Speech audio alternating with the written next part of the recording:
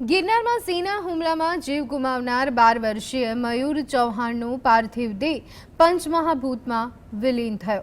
મહેમદાબાદના મોદજ ગામે સવારે 10 વાગે આક્રંદભર્યા માહોલમાં મયુરની અંતિમ યાત્રા નીકળી હતી, જેમાં મોટી સંખ્યામાં ગ્રામજનો જોડાયા હતા।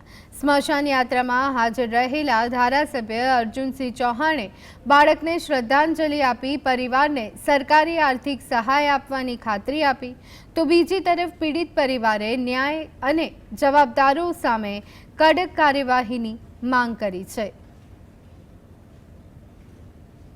परिवार माटे आ दुखद घटना कल्पना बहारनी घटना है।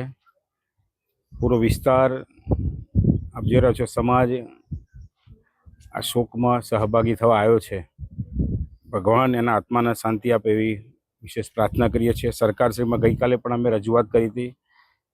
गई काल घटना थई त्यारथी ज वन विभाग, एना कलेक्टर अने खेड़ा जिल्लानुं आखुं तंत्र मारा संपर्कमां छे।